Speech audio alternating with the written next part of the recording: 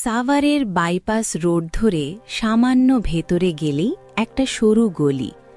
এই গলির বাতাস আজও অন্যরকম, রুক্ষ, ধুলো মেশানো আর পুরনো সিমেন্টের এক অদ্ভুত শীতল গন্ধ।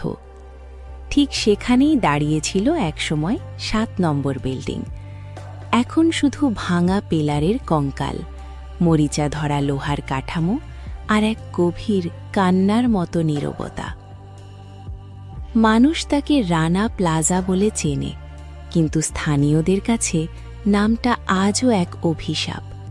তারা নামটা মুখে আনে না, বলে ওই জায়গা, ওই দিকটা, ওই অভিশাপ। যেন নাম উচ্চারণ করলেই মাটির নিচের কোনো পুরনো পাপ আবার জেগে উঠবে।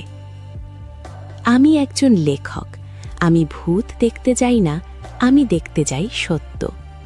আর সেই সত্য আমি প্রথম উপলব্ধি করি ২০২৩ সালের মার্চের এক বিকেলে।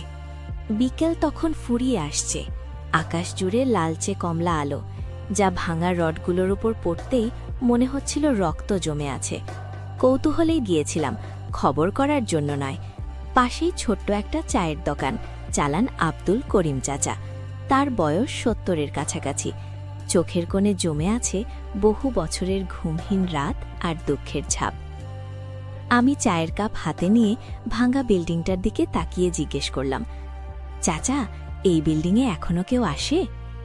চাচা চায়ে একটা লম্বা চুমুক দিলেন, চোখ দুটো ছোট করে বললেন, মানুষ আসে না বাবা, মানুষ তো আর সাহস করে না, তবে শব্দ আসে। আমি ভ্রু কোচকালাম। শব্দ? কিসের শব্দ চাচা? তিনি চারপাশটা দেখলেন, গলাটা নামিয়ে ফিসফিস করে বললেন, রাতে মনে হয় সেলাই মেশিন চলে, একটানা চি চি চি, টক টক টক, একটানা, যেন কেউ খুব দ্রুত কাজ শেষ করতে চাইছে। আমি হেসে ফেললাম, হয়তো পাশের কোনো ফ্যাক্টরির আওয়াজ হবে।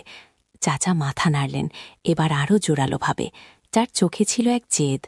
না রে বাড়া, এইদিকে সব ফ্যাক্টরি বন্ধ, রাতে এই এলাকায় শুধু কুকুর ডাকে, আর ওই বিল্ডিং থেকে আসে সেলাই মেশিনের শব্দ। মনে হয় তারা এখনো কাজ শেষ করেনি। তার কথা শুনে আমার কৌতূহল ভয় মেশানো এক শিহরণে বদলে গেল।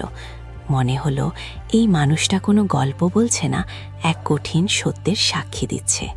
রাত নেমেছিল দ্রুত, চারপাশটা যেন এক বিশাল কালো ক্যানভাস, তার মাঝে ভাঙা বিল্ডিংটা এক অভিশাপের মতো দাঁড়িয়ে।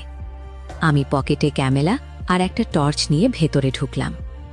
ভেতরের বাতাসটা অদ্ভুত ঠান্ডা, যেন গ্রীষ্মের দুপুরেও এখানে